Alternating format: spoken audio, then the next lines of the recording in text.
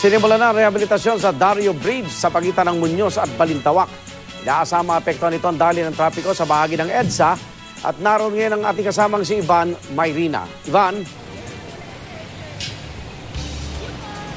Yes, Igan, habang papasikat nga ang araw ay napapansin din natin na unti-unti na rin nagkakaroon ng pagbagal ng daloy ng trapiko dito sa ating kinatatayar sa bahagi ng Dario Bridge sa northbound lane ng EDSA, paglampas lamang ng panulukan ng EDSA at Congressional Avenue.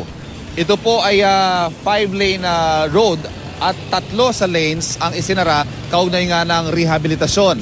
Sa ngayon po ay nakikita natin ay kumpleto naman ang ating mga safety signs, mga traffic signs, may mga nakikita din tayo mga flagmen na nagmamanage ng traffic.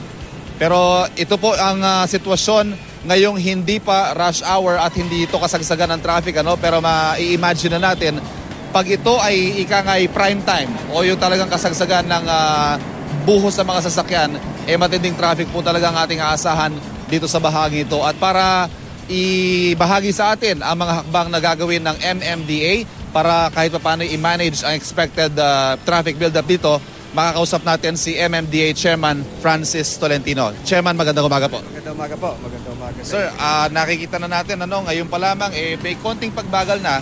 Paano pa kaya pag talagang rush hour? Ano ho mga hakbang na gagawin ng MMDA para i-manage ito?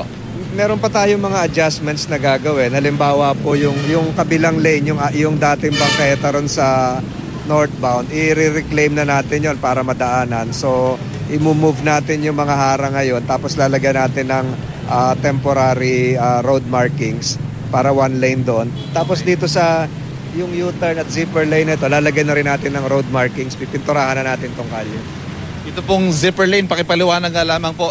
Kumuha tayo ng 3 lanes dito sa northbound pero kukuha tayo ng isang lane na pang counterflow sa southbound. Opo, para makakompensate tayo ng isang lane pa at kabila nga yung binanggit ko doon sa dating bangketa, magiging 2 lanes yun na bawi.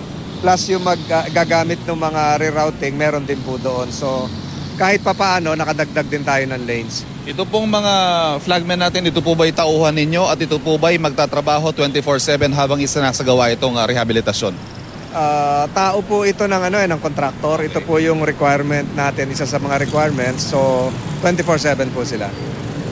Chairman, ito pong bahagi ito ng EDSA, ito po yung inaasahang dadagsain ng mga motorista sa Holy Week. At ngayong bakasyon, marami po yung ating northbound na mga kababayan. Ito po ba paano balak natin dito? Kasi matindi-tindi po, ano po mga alternatibo ang ating in-identify para po maibsan ang traffic dito? Well, yung sinimula natin kahapon, yung mga provincial bus operators, miniting ko na yon, ini-encourage natin sila na gamitin yung Mindanao Avenue.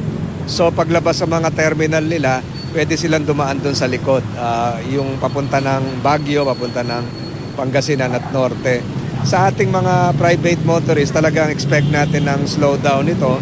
Subalit, kaya nga nabanggit ko kanina, may mga temporary measures naman na makakadagdag. Ang importante lang po dito, yung information campaign at familiarization. Nabanggit na rin po natin yung Holy Week. I understand, Chairman, malaki-laking bahagi ng EDSA, ito bang bahagi ng Metro Manila ang magkakaroon ng reblocking? Ano-ano po yung mga ito at how do we intend to manage that? Yung nai-announce ko the previous day na yung Holy Tuesday to Good Friday ay northbound yung i-reblock at yung Good Friday to Monday after Easter Sunday yung southbound. Sa evaluation kahapon, pwede hong i-reverse. Pwede hong pagbalik ta rin na mauuna yung southbound. Sa kadahilanan na mas maraming dagdag na gagawin ng DPWH sa Ayala Tunnel, Shaw Boulevard, at saka doon sa EDSA Kalayaan, Buendia. So, yung announcement siguro natin, yung final within next week para mailatag na rin sa kaisipan ng ating mga motorista. So, pwede pa ho nating i-switch kung alin yung mauuna. Okay, Chairman, antabayanan po namin ang anunsyo niyan. Maraming salamat po sa inyo. At ito po ay mga necessary measures dahil kailangan na talagang i-rehabilitate ang maraming bahagi ng ating mga kalsada. At yan po ang latest mula dito sa Dario Bridge. Balik muna sa iyo, Igan. Maraming salamat, Ivan Mayrina.